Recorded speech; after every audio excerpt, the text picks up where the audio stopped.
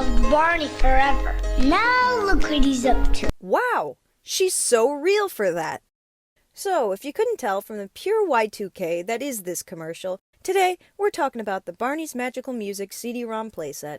Besides being very easily mistaken for Barney's Magical Musical Adventure, Barney's Magical Music is one of two Barney games released by Hasbro Interactive. While this game shares a, admittedly somewhat stilted, set of assets and art style with on location all around town, this game is unique purely because of the level of kinetic interaction it offers players. So today, let's pick up our completely realistic musical instruments and play along with Barney's One Dino Band as we take a deep dive into magical music and some of the neater finds. The original concept for the Keytop playset, its official name, came from the Kid Group. Fun fact, the name of the company isn't as simple as it sounds. It's actually also an acronym for one of the group's founders, Klitzner Industrial Design. Seen here with the rest of the group and some very fun instruments, Kid would release their first Keytop playset for Hasbro in 1998 with the game Star Wars Millennium Falcon. The mechanics of these playsets are fairly simple, but something low-tech is usually going to be more efficient and longer-lasting. As shown on the playset's patent, when placed over a keyboard and pressed, special buttons depress specific keys that correspond to an action in the game. For magical music, that allows the player to play each of the instruments and make song remixes, original tunes, and dance sequences. Since the setup is so simple, you can actually play the game without the set by simply figuring out what keyboard keys go where through trial and error, which is what I did, and then promptly spent a full 5 minutes trying to figure out where the bass drum was. One of the advantages, if you can call it that, of playing without the playset is that you can play everything as fast as you want and end up with these really absurd song playbacks where it looks like BJ is having a real time of it trying to keep up with the dance. I'm sure the clacking, playset or not, probably drove the parents of 2000 a bit nuts, so if there's one drawback, it'd be the noise. Good thing most of us had a separate computer room back then. One of my favorite non-Easter eggs is that the sequence where Barney comes to life at the opening of the game features this enjoyably crunchy photo of an actual Barney plush. Nothing but realism in my magical musical game. As for the nitty-gritty of the game itself, a lot of the files with actual background elements, interactive images, and the like are Targa files.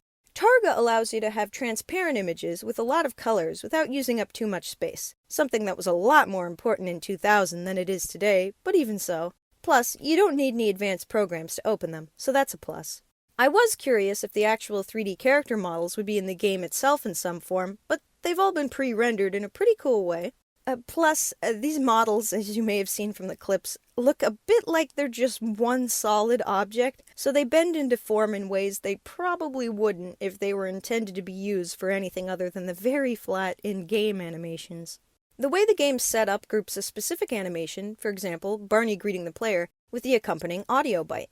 These pre-rendered animations are saved as SMKs, known as smacker files, and they consist of the character on a blue or green screen so they can easily be placed into any scene. Not so far off from the Barney of TV.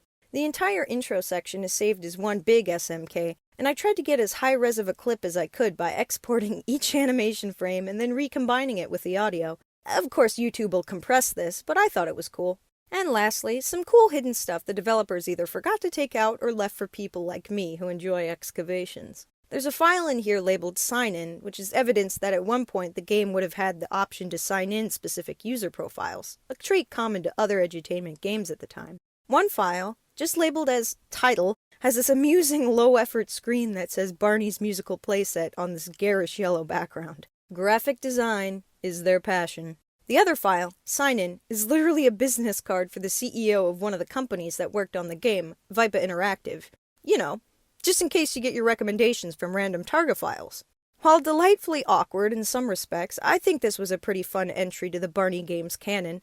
It's big on interaction, and despite their limitations, it is cool seeing the characters represented a little closer to their walk-around costumes rather than the illustrations. If you want to look at the game yourself and get about a dozen blue-screened Barneys, definitely check out archive.org's copy of the game, and tune into this song and dance from Barney History. As always, if you're looking to learn more, don't hesitate to check out my friends at Barney Wiki and Barney History Fans. Thanks for watching!